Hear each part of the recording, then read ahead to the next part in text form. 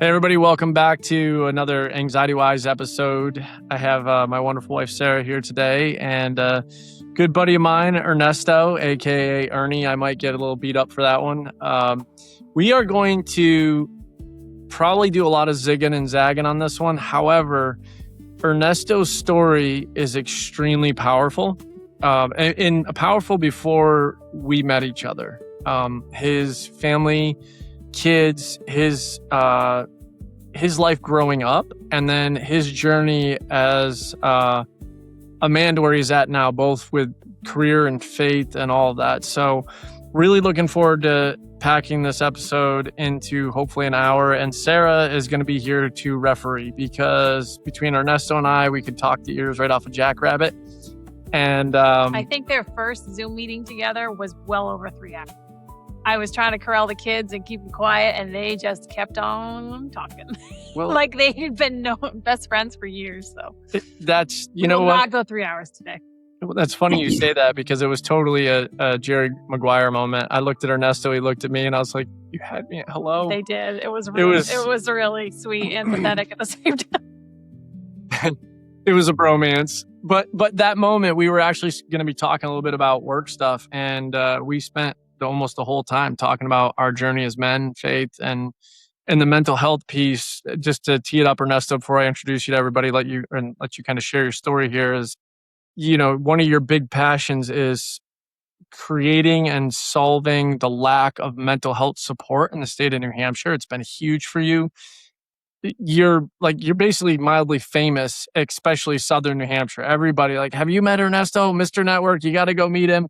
Before I met you, and but the cool thing is, it's not even what you're doing career wise, and yet everybody knows you for it. So your heart's huge. I love you, man. I love your heart and your passion for people, and really looking forward to capturing this story, and just like how us meeting and this process, what we do has helped you, and I just want to hear it authentically from you, and I can't wait for the audience to capture it. So, Nesto, tee it up, buddy. Give us a little bit about you, buddy. No, you know what? Thank you, Nick. Love you back, bro. It's been truly a journey. So, I mean, where to begin? Some people have something in their life and they consider it a curse until it's considered a blessing. And from our Zoom meeting earlier, it looks like obedience is what it comes down to. So my family has been plagued. We'll use the term plagued, or just whatever you want to term it, with mental health issues for the better part of 30 years plus. It started with my boy's mom.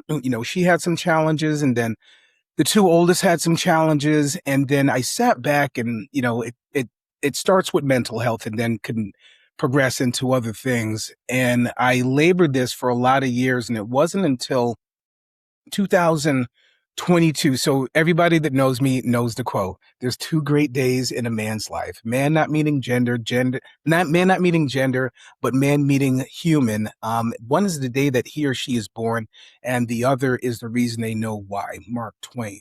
And my why is mental health.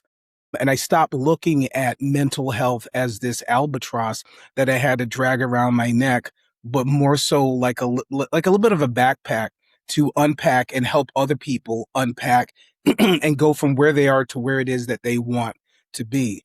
So you discovered that. The good news, you discovered it, right? The bad news is that you've discovered it. And what do you do now? Because mental health is so huge.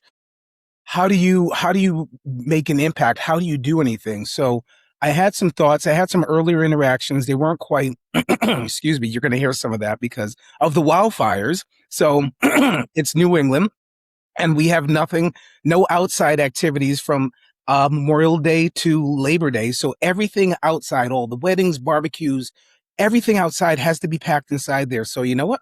I don't care. My truck's full of pollen. My lungs are full of pollen, and clearly soot and ash from the wildfires.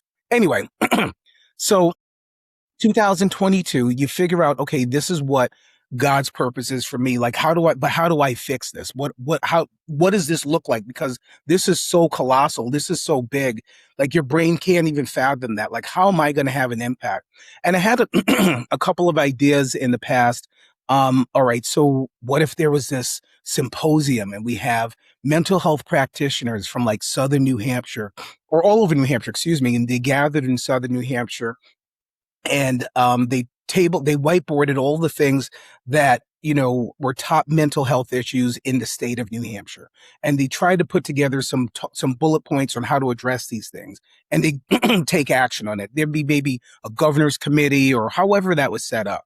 And then the part two of it was there'd be like a mental health expo where there'd be vendors, there'd be practitioners, there'd be therapists, individuals that people could come in from the outside. Perhaps they were dealing with mental health issues, or they had a family member or loved one that was dealing with mental health issues. They can get some support and some understanding. So that was the concept there. And I'm like, okay, how do we put this together? And as I spoke with other mental health, I'm not a mental health practitioner, but as I spoke with people in the mental health community, they were like, that's a really good idea, but we struggle with the same thing. How do we kick this off? You know what I mean? Like, how do we set this up? And unfortunately, not unlike other states, places, nonprofits that have an interest, and God bless them for doing so. Like, this is a tough space to be in, the whole mental health space, but nonprofits in general operate in silos. So it's like you've got this over here and you have this over here. So there's nothing really like saying like, hey, let's get all these around this subject put together, pool our resources, and see how we can help that. If I'm wrong, I hope I'm wrong. Please let me know what said resources, how that's happening, because I'm happy to have the conversation and see how I can be a part of it to move, get this whole mental health movement moving forward in the great state of New Hampshire. So I'm part of a very large networking group called BNI. And Nick and his daughter had visited, and I'm usually good at paying attention, but there was so much happening, and all I heard was mental health. I'm triggered at this point where anytime I hear mental health, I'm like, oh, all right, no, who was that? But what was that? I heard something. And I went to the mental health practitioner that's in our group, Kat Treebrook, Treebrook Counseling, highly recommend. But she had said, yeah, that's that guy, Nick Davis. He was from Anxiety Wise. You got to check him out. Couple months had gone by, you get busy, life happens, and then he came back into my radar. I was like, you know what? I got to connect with him. And reached out, and we did a one-to-one. For those of you that don't know what that is, a one-to-one is a meeting where you engage a person and say, hey, would like to learn a little bit more about what you do. They do the same, and you figure out how you can kind of help and work with each other.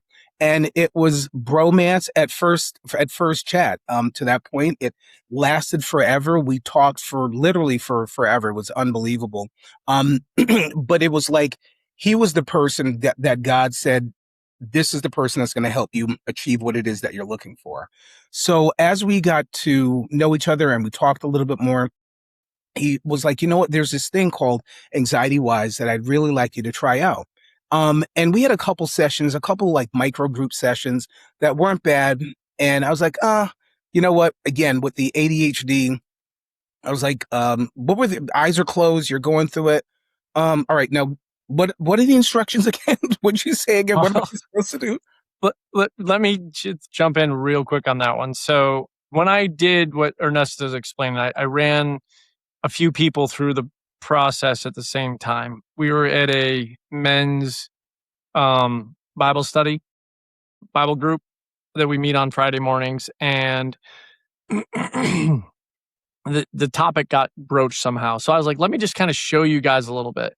So I was working on just plucking a couple of traumatic events for these guys, which I don't normally do in a group setting, but kind of navigating it. So Ernesto didn't really get the true full what this is all about. So you can take it from there. But that was the setting. It was more of like, hey guys, I want to kind of give you a little introduction to what I do. And it was a really cool moment with some really great guys. So thank you. Yeah, we're going to give you a teaser. So I did that. And then Nick had been trying to get me out to do an actual session. I was like, oh yeah, I'll get there. And then one Sunday after church, I'm like, oh, I got stuff to do. It was like, oh, well, you should come out, blah, blah. I've been harassing you to come out. It's like, yeah, I know. I'll make it out there. He was like, well, how about today? I was like, oh, no, today's pretty busy. I got stuff. I have a real strict routine of what I have, and I go what I do after church. And he's like, well, okay, well, today would be good. And like, well, how about next week? Well, I'm going to be gone next week. Well, how about the week after? I guess we're going to wind up having to do that. So I'm like, all right. But then something said to me, you know what? No, you need to go. And I'm like, but I don't want to go. So I pick up the phone. I'm like, okay, well, how long are you going to be there? And I'm hoping he's going to say something like 4 or 5 or 3. I'm like, great, because I'm going to make sure that I can't make it for whatever reason that I have. I'm not going. And he's like, oh, no, I'll be here all day. And I'm like, nuts. This is not going to work. So I then pick up the phone again. I had to talk myself to get there.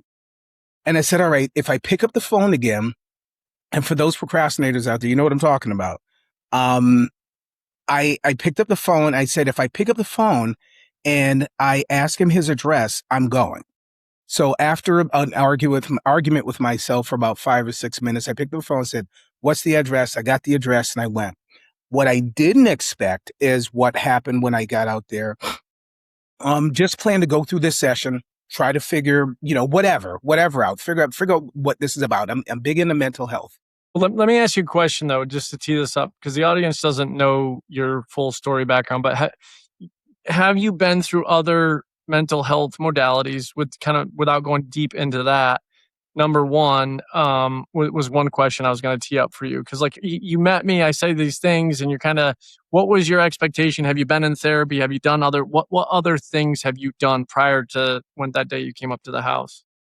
Great question. So been in therapy, love therapy. That was good. Loved EMDR. Did that. EMDR it's good, but it's long and it can be very pricey and insurance really generally doesn't cover it. So I wasn't certain what to expect. I was just planning on coming out there. So And you said you brought up ADD or ADHD. Was that something you were diagnosed with? that's correct. Yeah. Yeah.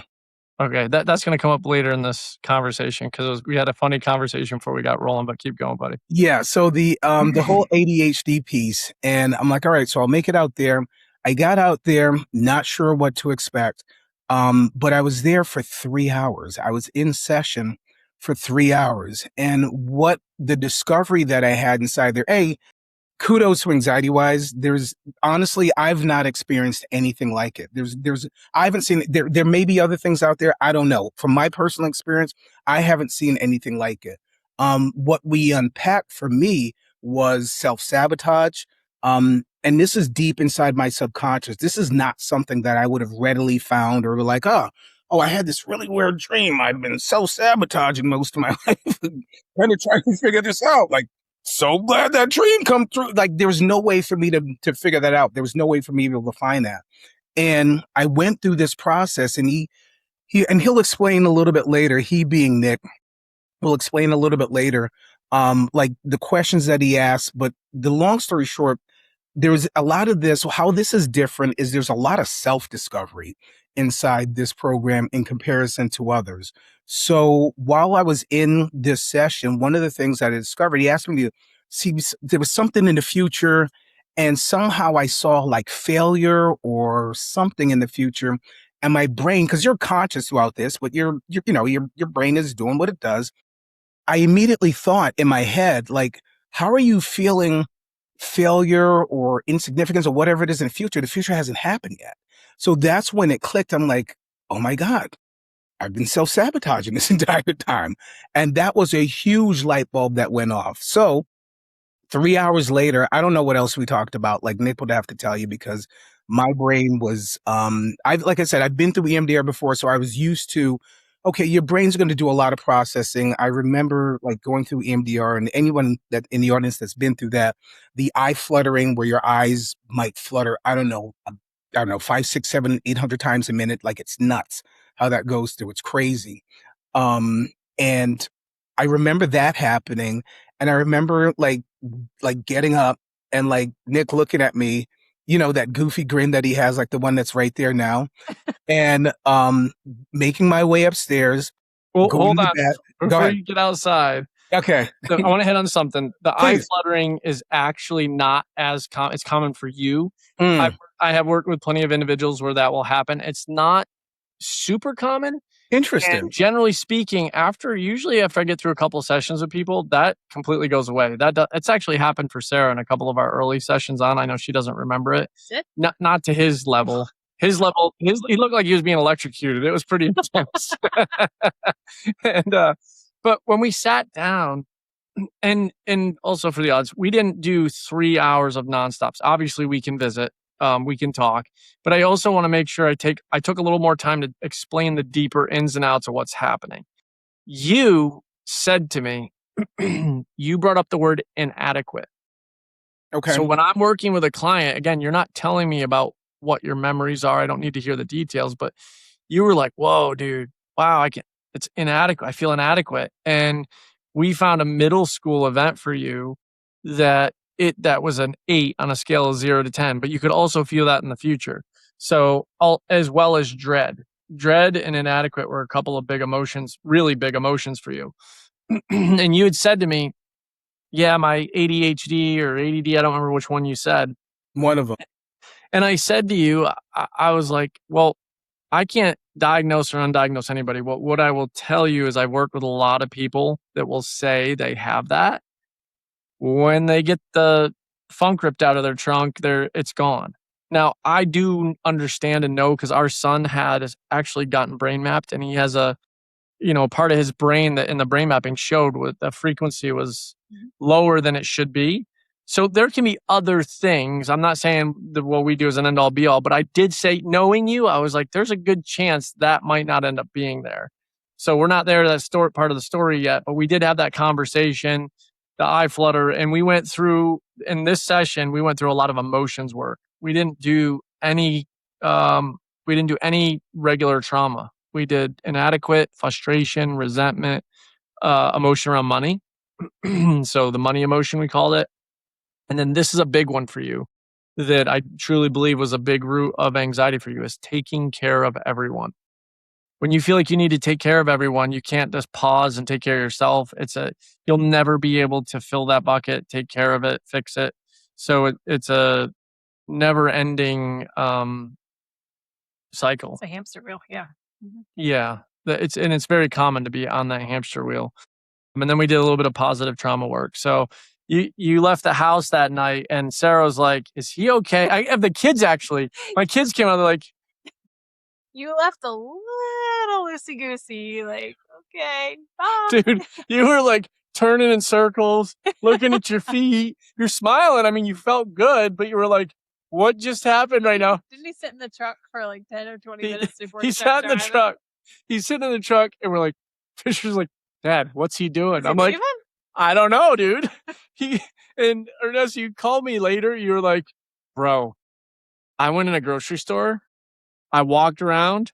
I didn't even know what I was looking for. So I walked out and I went in another store. I didn't get anything. And I ended up going home. I was like, mental margarita. I didn't even remember that part until you just said that. Well, and right there, not everybody, you had some really strong emotional weeds. And this is a really defining moment that's different than a lot of the trauma modalities that are out there because we did no trauma work. A lot of people be like, well, what if I don't have any trauma? Look, rooted emotions are equally detrimental. And with most people, I would say that the emotions are even a bigger driver or root cause of emotional distress and dysfunction within relationships. Trauma, I'm not saying always, and I'm not saying it's a hard and fast rule, but with the work that I've done and with so many people, you kind of start seeing patterns and you kind of start knowing where to go. But I never know exactly. It's like the person will say the word. You and I didn't come up with any traumatic events. Again, I don't even know what the events were that you were working on. But for the people listening, a lot of Ernesto's struggle was emotions. And it makes sense because you said you went through EMDR. You had good success with the EMDR. Excuse me. But it was EMDR strictly focuses on trauma. That's amygdala. That's fight or flight. The work that I do is on the same thing, but you got to truly experience that. So when you got home after having the mental margarita and woke up the next day, kind of walk us through what that looked like. I think it was May 31st. Am I correct? It was exactly May 31st. That is very correct. So, got home and again, thank you for that. So this, for the audience, this is the first time, I'm actually getting the details broken down of what we talked about and taking notes here. So if you see me jot off to the side, that's exactly what I'm doing because we talked about it briefly. But this is the first time I'm getting it. So the inadequate and all those other pieces and the dread and all that, like, it's really good to hear because I don't obviously dread those things. So anyway, got home and didn't sleep well that night, and which was to be expected. It was what it was. And then the next night I had some like weird dreams, and then at night 2 or 3, I was better, sleeping better, kind of back to normal, but different. And one of the things that had happened is like, oh crap, I forgot to take my, ADHD meds. And I've been on those for like the last 5 years. They're not something that you're supposed to taper off. You're not supposed to just come off of those.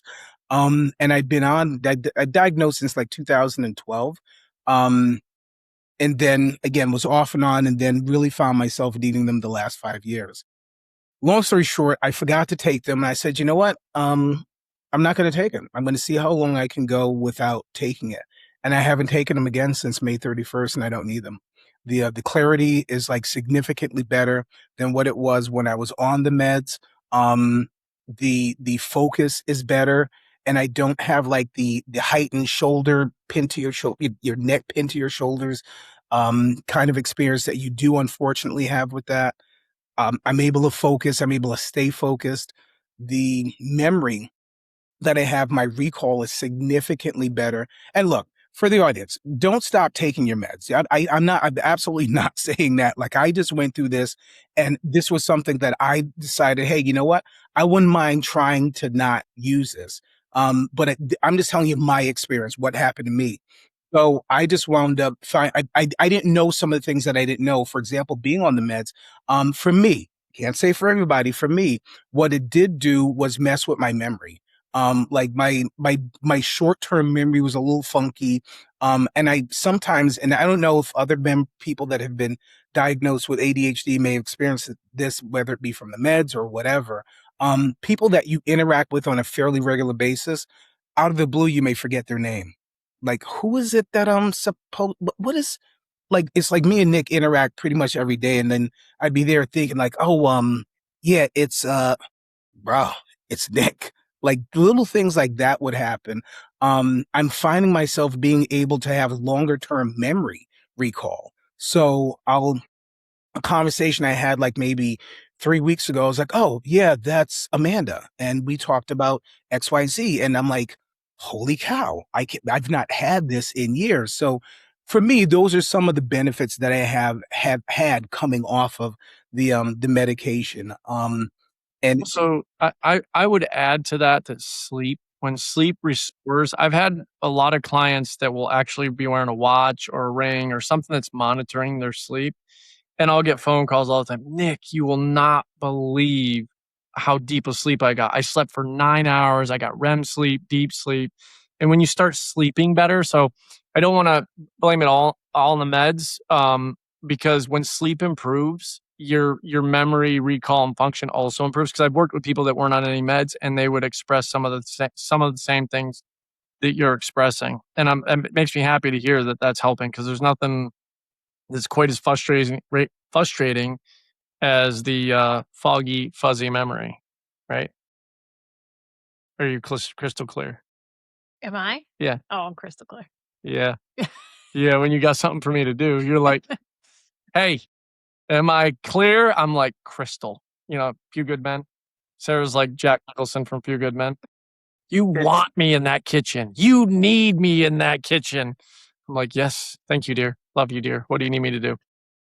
it's funny that you say that. I didn't even think about the palm full of sleep herbal pills I used to take to go to sleep, and I don't take any of them now. I completely forgot about that because I ran out and I was like, you know what?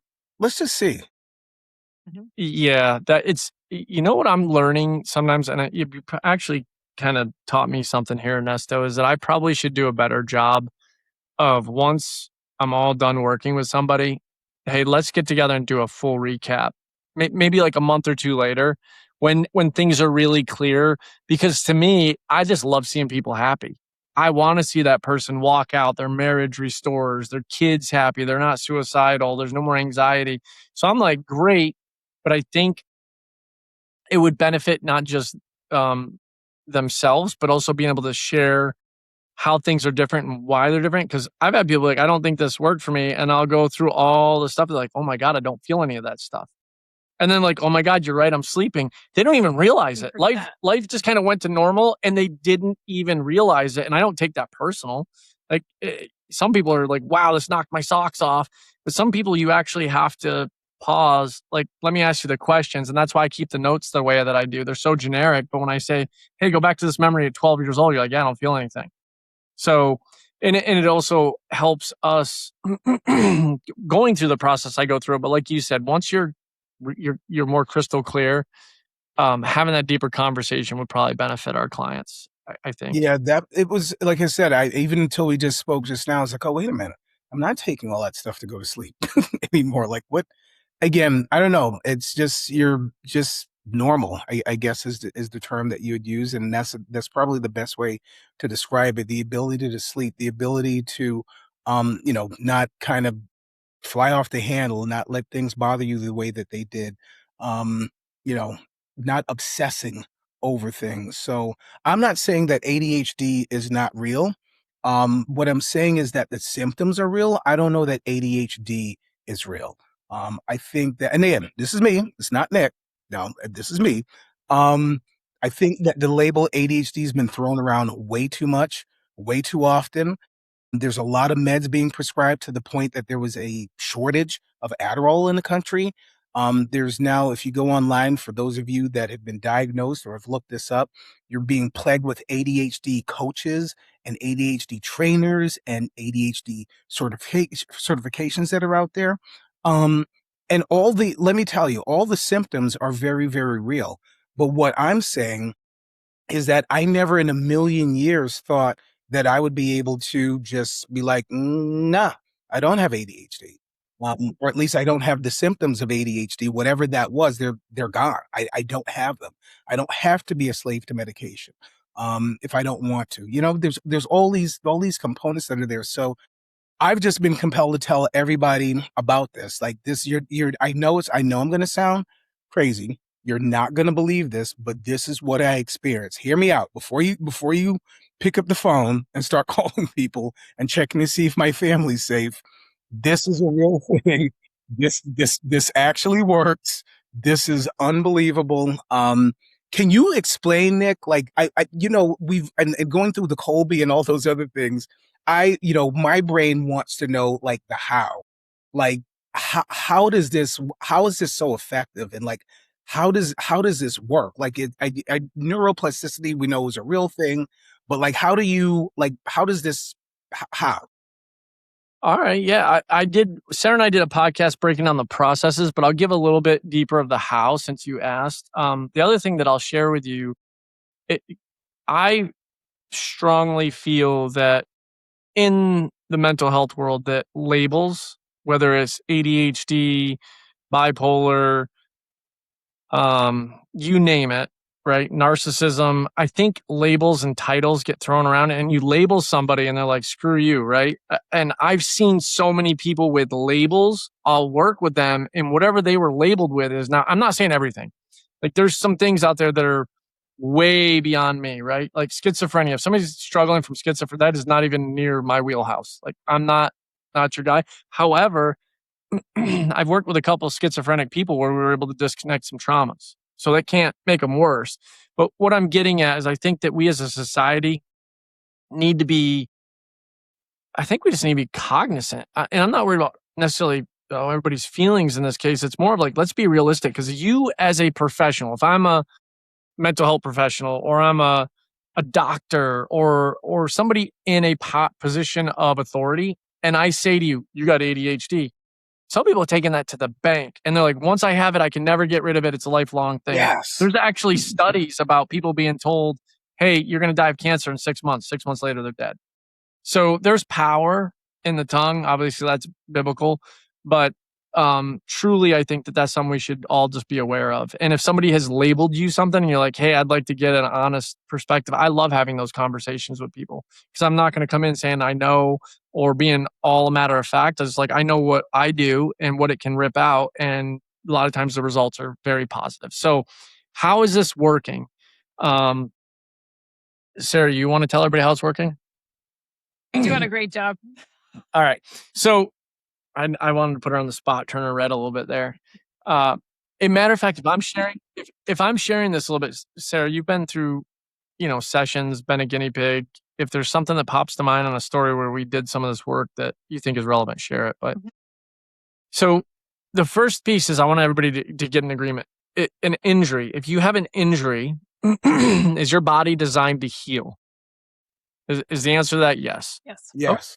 Break an ankle, scratch your arm, traumatic brain injury, whatever. Your body will heal if it's given the right environment. Thank you. Yeah, the right environment, right? So if it's your gut and you need to heal, you got an injured gut, you got an ulcer, the way you eat, your diet, stress, those things are going to contribute to you healing your gut quicker. Can we agree on that? Yes. Agreed. All right. When you have a bad day, like a really traumatic day or something goes down, you go to bed at night. At night while you're sleeping is where your brain processes the information from the day. Are you awake or are you asleep? That's kind of a dumb question because you're sleeping. It's nighttime, right? Yeah. Well, I actually asked Eyes this. are closed. Pretty sure I'm sleeping, but Well, I've asked that question differently. I've been like, are you conscious or unconscious? And I've had people tell me they're conscious. And I'm like, you're conscious when you're sleeping? I wouldn't say I'm totally unconscious either. Because if there's a loud noise, you wake up. Have you met you? Yeah, but if you wake me up. Hiroshima could be getting bombed again. And you'd be like, what was that? Yeah. Sarah I'm so jealous of her ability to sleep. The girl is incredible. So back on topic, get rid of the squirrel. You essentially, when you go to sleep is when your brain goes to work. You work all day. When you go to sleep, your brain's like, okay, time for me to jump in and work. And if the brain is healthy, let's say your sleep is not getting interrupted. You didn't drink before you went to sleep. You didn't do drugs before you went to sleep. Sometimes meds can disrupt. There's a lot of mental health meds in the mental health world that actually block REM sleep. And REM sleep is what you need to get the brain processing to go on. So it's almost like the fox guard in a hen house. Okay, we got this thing that won't let you sleep and your brain process what it's trying to process. And it's kind of why people that end up with post-traumatic stress will have repetitive dreams. Not everybody, but a lot of people will have the same dream or a similar dream constantly because the brain's like, okay, I don't know, that day sucked. And I'm trying to get rid of it. And it's kind of like a scratch on the record for those people my age, I guess, or older, that like hits the scratch and it plays the same loop again. Hits the scratch. That is what's happening in your brain when you had that bad day and you didn't get proper sleep. So the injury is essentially the memory and emotions got glued together and stuck in your amygdala, which activates your fight or flight. The process works because when I'm working with you, I'm getting your conscious brain out of the way, which is the opposite of talk therapy. That's why what I do is not therapy. It's actually getting your conscious brain focused on something else while your unconscious or subconscious brain is listening to instructions that I'm giving you. That you're going to watch, the you that you're watching, the person you're watching, and I get this not going to make sense for everybody right now because they haven't been through the process, but essentially it's a biohack. It allows your brain while you're awake, it allows your subconscious brain to keep running and run the movie and go make sense of the information. So essentially, if I were to sum it up, I get you in the right space with your conscious and subconscious brain so that as we do this process, the brain can make sense of the old information that it's been that loop that keeps the record that keeps skipping. When we do this, the brain makes sense of it and goes, oh, wait, we got it. This is an old memory. And these emotions, they don't belong together. And it moves that memory to your long-term memory storage. And it moves the emotions back to where they belong. So essentially, you've got old memories that got processed correctly. That's why you can think about them and you don't feel them. With trauma specifically, your subconscious brain has to kick in and do the work. And we just have to give it the right ingredients. And when you think about your imagination brain, that's subconscious. That's why you said to the audience earlier, you were like, man, some stuff I hadn't even thought about. Like I didn't even know I self-sabotage because I got you in a spot to where we were doing subconscious work. So think where we're really good with this. You know who's great at this? The best at this? Kids. They're sitting in school and they're just in their imagination brain all day. They're free to be there. And they're not thinking about all the stuff that's ever happened to them or all the things they got to take care of when they get home. They have this freedom to be creative and imaginative. So they're in their unconscious brain. And like for people of faith, like if you get in deep prayer, with those, when you shut off the outside world, it's like, wow, oh, man, all of a sudden I got this thought, or I felt really connected to God. Or let's say you're a non-believer, but you're working out or taking a shot. When you get quiet and you're just kind of doing something that doesn't require that cognitive brain, like, hey, let's process information, it opens up that subconscious and it asks you, it's like, hey, can you get rid of this? Hey, what about this memory? That's the cool thing is I don't have to be a genius. I just have to kind of have the space for you. And yeah, doing this thing thousands of times allows me to navigate it quickly. However, that's trauma alone. So does that make sense, Ernesto? Did I kind of break it down for you? All right. So the emotion side, anything you want to add to that? Nope. No, you're just busy being beautiful. Just listen. I'm being the referee. You're doing good. All right. Like she hasn't kicked me under the table yet. So I'm like, cool, I'm doing something right. Usually I'll and I'm like, wait, I lost my train of thought there. So quick, before you go real quick. So is that like the same? So the workout reference was perfect because I'm, live in the gym with a bunch of other gym rats and, the whole getting in your zone, getting like that flow. Is it similar to that? Is that what you're referencing? Yes, but what's happening when you're in that gym flow, and this is why a lot of people with post-traumatic stress actually go to the gym. So if I wanted to just like start lining up clients, I would sit at a gym where you'll know after a week or two, who the regulars are. Every day, every same time, like they've got it. If they don't get to the gym, their skin's crawling. It might be somebody that doesn't go to the gym, they ride a bike.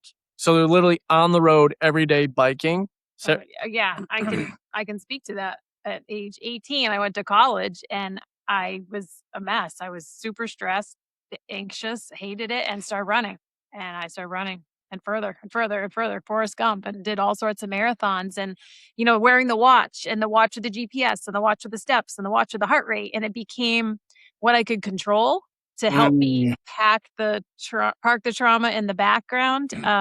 So when I've worked with Nick on the processes, I exercise now because I know I feel better, but I don't do it in an obsessive way that I was doing it to cope with what the emotions of the trauma were that were renting space in my head. And I would say there was a season I drank a lot of alcohol too. I used alcohol for the same reason, to get rid of that feeling of trauma or anxiety, whatever, for a time being. So you can look at anyone or you can look at your own life and see how have you been coping with it. And then you can still enjoy those things, but you don't do it for the reasons that you're running away anymore. You do it because, okay, it's good for you. All I saw was that little old lady going, and you just ran. Forrest Gump at the end of it. He's like, I'm going home now.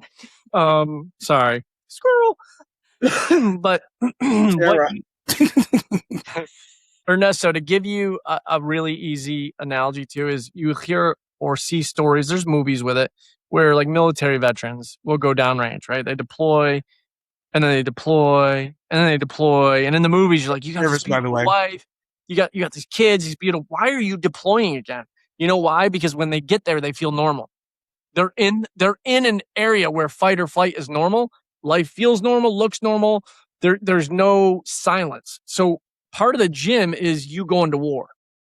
You're like, I'm going into the gym and I'm going to get after it. And my mind shuts down about everything else. And I'm just focused on my reps. I'm working my body. Obviously, there is ancillary benefit to working out, which you don't have to break down right now. But my point is those people that go ancestrally where they have to, if you're one of those people where you go to the gym and you feel like if I don't get to the gym, I'm going to come out of my skin, there's an underlying root. Go to the gym because you enjoy working out. Maybe you want to get bigger muscles. Maybe you want to lose weight, be fit. I think it's great. But if you're doing it because if you don't, you're going to go nuts, there's some funk in the trunk. So Then the gym is the funkiest place that I'm aware of. So yeah, there's some there's some serious funk there. So we basically hit on the trauma side, but emotions. I've worked with people that didn't even have post traumatic stress that were also gym rats, right? It's the anxiety. Sarah had one of your big emotions we ripped out for you was dread, Mhm. and anger and resentment. Those were a few big emotions for her. The dread was huge. She was just dreading everything, right? Oh my God, I got to do this. When we ripped that one out, I saw a palpable shift in her energy, in the way her just day to day went. So it's, we all like, I usually tell people 3 to 4 sessions and you're going to be pretty dang good. I still will pluck out a weed here or there for Sarah. Like I'm not saying it's never ending, but it's like once you get through a few sessions, you're usually like, wow, I'm so far. And you experienced that yourself, Ernesto. Like we did a couple like not real sessions, then we did one big one. We still need to do another one, but you're a different person. You're like you're actually who you're supposed to be.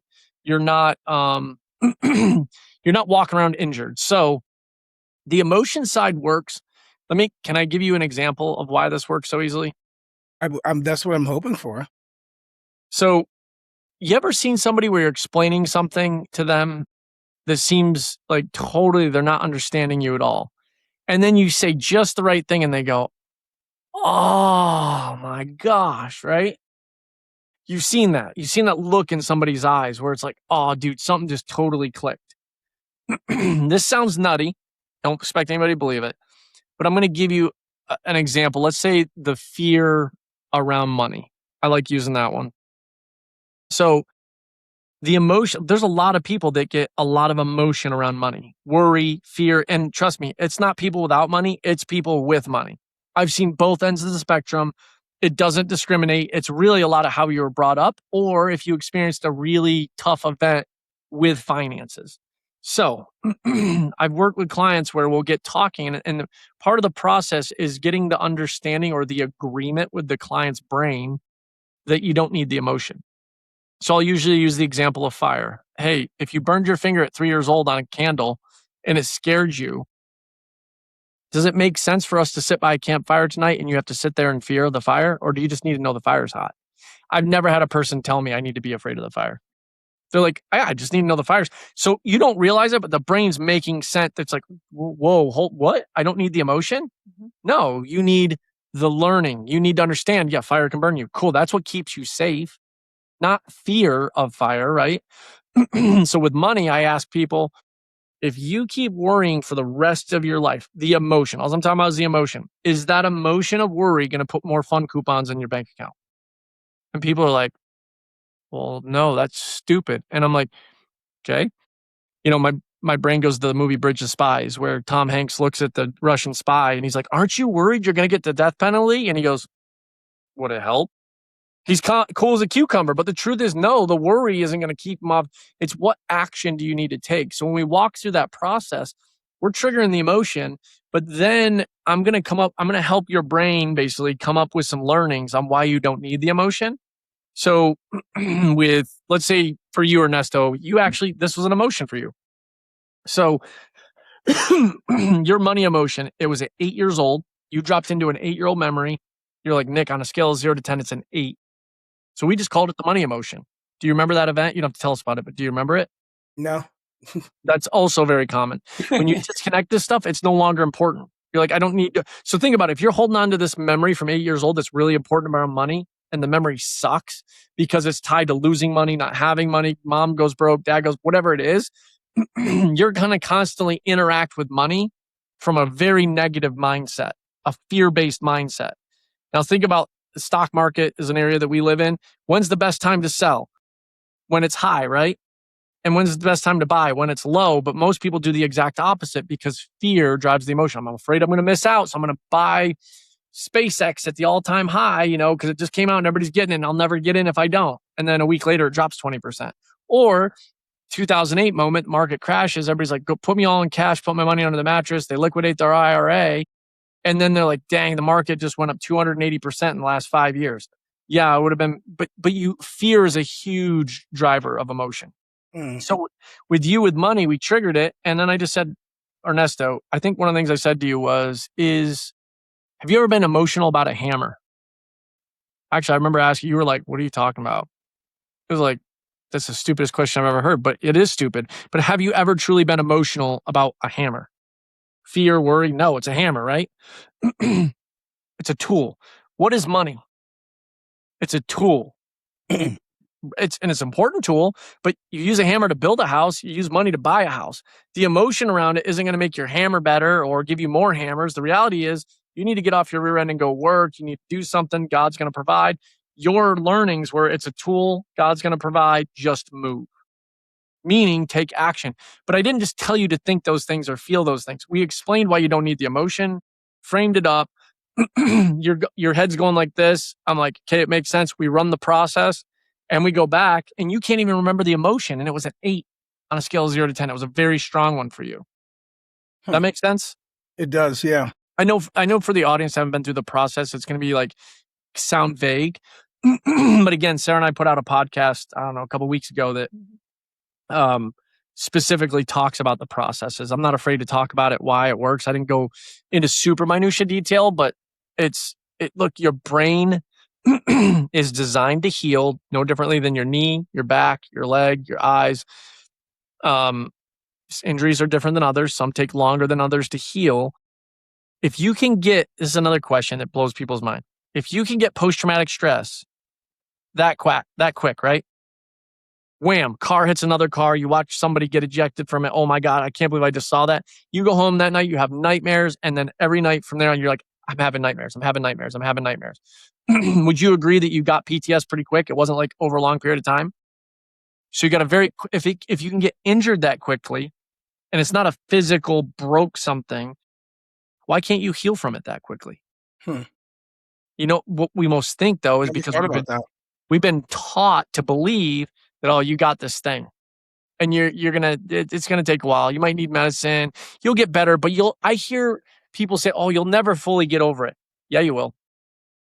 And I can prove it. You have memories right now that were bad memories. Anybody listen to this? You have some memories that are bad memories that if you think about them, you don't feel them at all. You see them, you know they happened, they're there, but those, and you might dismiss it going, yeah, but that wasn't as bad as this. It doesn't matter. It was a bad event. You got good sleep. Your brain processed the information, and now the memory and emotions are where they belong. So post-traumatic stress is actually the easy part. That's super easy to disconnect. Again, I know that sounds a little crazy, but it's not a disorder. I did a podcast with Dr. Frank Ochberg, who is the guy, like his team were the ones that came up with PTSD. PTSD is not a disorder. It's a neurological injury. I can prove it. We've proven it. We've done brain mapping on it. And I think in another 5 to 10 years, you're going to see other people and other, like, there's going to be a lot of adoption of this. And I think it'll be off to the races, but it's a slow process, right? It's kind of like anything. Once you're used to, people get set in their ways too. Like if you used to plow your fields with a horse team and a handheld plow, and then somebody comes out with a John Deere tractor, you're like, I ain't doing it that way. My daddy's daddy and my daddy's daddy before him, they all did it this way. I'm not doing it that way. That's why a lot of times innovation comes from outside the box. And the work that I do, it ain't nothing special about Nick Davis. It was a lot of people long before me that have worked on a body of work. Have I been a part of refining what I do? Am I good at delivering the process for folks? Absolutely. You got to have a level of, would you agree with that? Like a level of how? Yeah, you have patience. You have the desire to contribute and help and be patient with someone. What? I don't.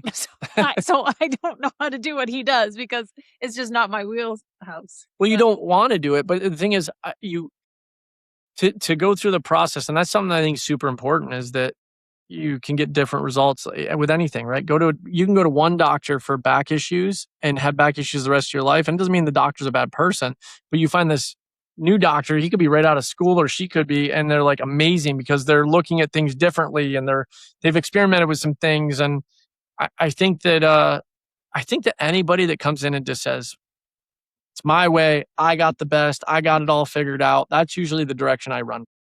I'm constantly trying to listen, learn, and develop what we do. Does it work rapidly, quickly? Absolutely. I'm looking more for consistency and comfort for the client. I think we can pull it all back to your very first mission, or what you shared with us, Ernesto, is the mental health challenge in New Hampshire. Like, this is a tool in the toolkit of so many different approaches that come together to address it, whether it's nutrition, fitness, a coaching process like what Nick does, acupuncture, just chiropractor, even. There's so many modalities that I don't want it to sound overwhelming to an individual to look at all the things, but you got to start somewhere. And you could start with the coaching, you could start with nutrition, but you're going to see gradual improvements from everything you can do to look at your body as a holistic, Well, big heart, because you can't just isolate it. It's not just, okay, one pill is going to fix this. everything. You've got to look at everything combined and how it works together. One thing I want to share on that with you, Sarah, is that this is not a shameless, self-absorbed plug here, but I wish that if there was somebody saying, I'm going to spend the next 3 years working on my health, my body, my mental health, my physical health, I would love to be the first person in line, because I'm usually the shortest time frame to work with somebody, and you get quick. I know quickly, like what I've done, I'm 3 to 4 sessions is usually I'm done. We've done enough work on ourselves that we'll go, hey, what you got going on is beyond us. I'd check out acupuncture.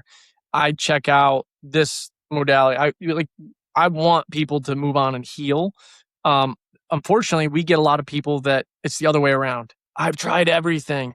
I've tried drugs. I've tried medicine. I've tried therapy. I've tried all of it. And they'll come to me and I'll be pretty confident. And they're like, looking at me like I'm nuts because I'm confident. It's not confident in me. It's confident the process works. I've seen it work so much. So that for me is the one where, because the brain drives the body.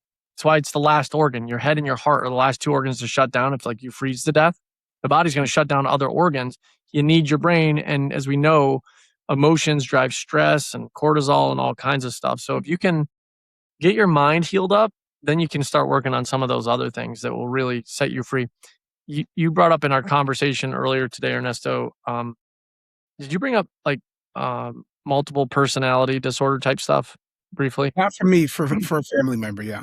So I just popped into my head and I don't know why. Maybe somebody listening needs to hear this, and I'm not claiming to be able to fix that, but I've had a couple clients that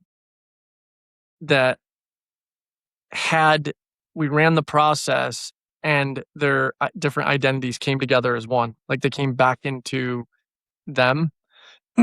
And this is a theory. I have nothing to prove or back this up.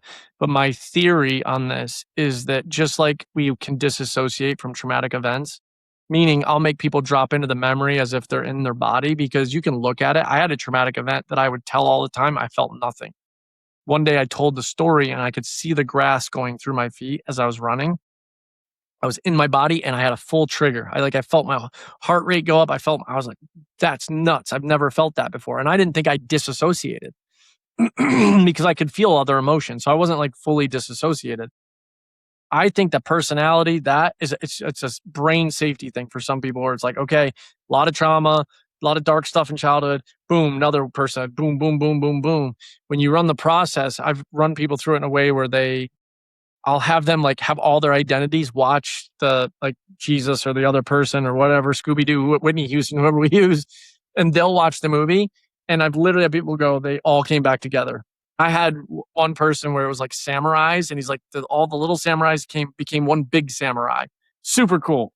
So everybody's brain works a little differently, but I don't think we've even scratched the surface of truly what the brain is capable of. And that's what really geeks me out. And that's where I just love people like you, when you're like, all right, Nick, all right, this is probably just like the other thing I've done, or this sounds crazy. And then we have these moments where you're like, dude, this rocked my world, changed everything.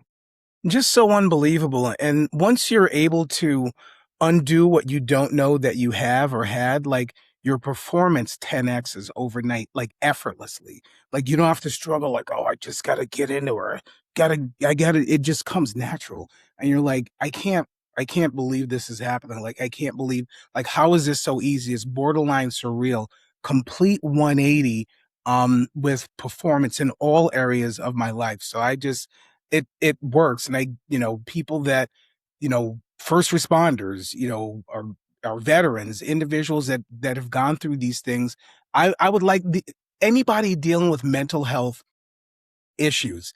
I want to see go through this process. I want to see people have an experience to do this because it's been so transformative for me that I can't help but tell everybody about it. And people, just because they don't, I'm very vocal. I talk about my life. I'm an open book. And some say that's a bad idea, and that's okay. Others, I've had conversation. I had a great conversation today with someone who's like, hey, I suffer actually with this. I can't believe that you actually brought that up. So if you are dealing with something, find a trusted human to have that conversation with. You never know what you're going to unlock by having that conversation. And getting them some help and getting them from where they are to where it is that they want to be. Like, this has been remarkably transformative. And again, I've become like this evangelist for it because who knows what the tomorrow is for this. Like, this is something that actually works. I didn't plan to come off of the medication that I was on. I didn't plan to be cured of whatever ADHD or whatever it is that I had. It's just one of those things that happened. I didn't plan to help overcome self-sabotage because I didn't know that I was doing it. So yeah, just super excited for, there's the progression and see where this all goes and how this works been helping people get better. So Well, you said a couple things. Peak Performance is actually on the website because we work with athletes, CEOs, I mean, some very high performing people, and all the way down to 4-year-old kids. So there's a gamut. Well, you said something I was actually thinking about, Sarah, because a lot of folks will be like, well, if I don't have my anxiety or I don't, whatever they call it, I'm not going to be as efficient, as effective. You literally said that to me, right? Yep. I thought I would turn into a lazy bum if I didn't have it. I was like, there's no way I'll get everything done. And how do you agree with what he said, or do you disagree?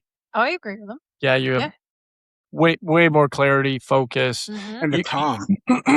Right. Calm. The calm. That's it. Is I can have the same stuff on the to-do list and I still get it done, but I don't wrap myself up nearly as tight looking forward into it. The dread is gone. Yep. The worry is gone. And that's people don't understand. Your body uses energy, right? That's why we eat food. Your body, your brain, and your brain is your biggest driver. I think it's 20% roughly of your daily caloric intake. If you're somebody suffering with post-traumatic stress, anxiety, this ball of stuff, I would be willing to bet that you're using significantly more than 20% of your daily caloric intake for your brain, because your brain is it's like if you go drive your car, I'll give you an analogy. You drive your car from here to Florida, from New England to Florida, pick a state, long drive, and you mash the gas pedal and you go as fast as that car can go. You drive straight there. You're going to get there quick in the sense of speed. I get that part. But how much gas are you going to use? A ton. Right. And if you're looking at being efficient and then your engine might blow when you get there. So you might hit a short sprint, do it really quick. But the reality is you're wearing your body out. You're using tons of energy. When you get rid of this stuff, you're, like you said, the mental clarity, the focus, and when you eat, you're actually grabbing those calories and you're not dumping cortisol into your body. There's so many women that I'll work with that will lose weight and they didn't change anything other than not having the cortisol dumping into their body. And people with heart issues, like it's a benefit. And chronic pain. Chronic. I worked with a guy last night. I'm like, I'll bet you have lower back pain. You actually know this guy. We'll talk about it later, but because he told me I could tell you, but he was like, how'd you know that? I said, well, you told me the first couple emotions you said you had are anger and rage. And he's not like, you meet him, you're not like, he's an angry person, but anger and rage rooted from a young age. If you get into your 30s and you're carrying a lot of anger and rage, I would almost bet money that you have lower or some kind of chronic back issue. Some people it's elbow. I had golfer's elbow, as she called it, when your body manifests this stuff. And I'm not saying for everything all the time, but that one's a consistent. There's a book by John Sarno, Healing Chronic Back Pain. If anybody's listening to this that wants to understand from a medical doctor, a back surgeon's perspective, this guy was literally getting people, 40 or 45% of his clients didn't get surgery because when he explained to them, it wasn't the herniated disc, it wasn't the stenosis, it was their head, it was a subconscious thing. All the pain symptoms went away. And that's a whole nother podcast where I can go into that 'cause I lived it, but it's real. Like, and if you start with the brain, you get that good, everything else starts improving, and then you can get more nitpicky. So, but Picking weeds. plucking weeds, baby. So Ernesto, I just want to say thank you for being my brother from another mother. And I'm looking forward to what the good Lord has in store for you, your family, obviously praying for you. And, you know, you never know who's going to come into your life and how sharing your story. And I think that's the wonderful thing about you is that even though you've had a lot of struggle and the audience didn't get to hear the full thing, but you're a dad that absolutely loves his kids and have watched your kids struggle. You've had it and family members outside of that, but you're just a consummate professional in how you treat others, speak to others, and then how you will share authentically, which allows people to open up. And when people are given that permission, man, that just drives connection. And then, you might be helping them in different ways. And I know you're that guy that does that. So thanks for being a part of our life. We love you, dude. Love you more, bro. This has been amazing. Thank you for doing what you're doing, Sarah. Thank you for keeping us on track. I don't think you guys did great. Yeah, we on them right on time. Well, that was conditioning. It was the fear. So that worked out. Sarah. really, really, really good. Like up and getting the glare. Up, time to wrap it up, land the plane. Put that together. Can't wait for the next one. When is the next one? And should people watch this video first, or should they watch the one where you did the explainer video? Like, does it matter? Just whatever. If they find this, if they find this video, they'll go find the other one. What I'd say is we're going to be ramping things up, and be putting out a lot more content and just giving people, sharing what we know and leading them. If it's outside of us, cool. We're going to try to point you in the right direction. Not coming in here trying to be the end all be all that can fix everything. I know the work that we do has a rapid, measurable, significant impact with trauma and rooted emotions, like the kind of things that we discussed. And if that's something that is hanging you up, get through that. And then, when you live in this world, and we have for the last several years, even before I got into this work, Sarah and I were on a health journey, big time in a lot of different ways. We've learned a lot, and we're happy to share it and push it out to folks. So, and where can they get in contact? How do they do that? Just anxietywise.com. And if somebody books a discovery call, they actually get on a call with me. It'd be a Zoom call with us. Or they can shoot an email to info@anxietywise, and they'll be talking to Sarah or I directly, and we'll set that up. The discovery calls are not a sales pitch. The discovery call is me usually explaining. That's why we put the previous podcast out, so people can kind of get a rough idea of like what it's going to be like before we have a deeper dive, because I want that 30, 45 minutes to be very fruitful. And if it's not a good fit, I'm going to be straight up. This isn't a good fit. I don't, if I think you got some major TBI, or you got a super bad brain injury, or I don't know. It depends on the situation, and I can't shake that out. It's not an end all be all, and I certainly don't want to take somebody's money if I'm not going to add value to their life. So anxietywise.com, you'll get all our info. Perfect. But we appreciate you, brother. Thanks, Ernesto. Talk soon, partner. See you soon. Bye.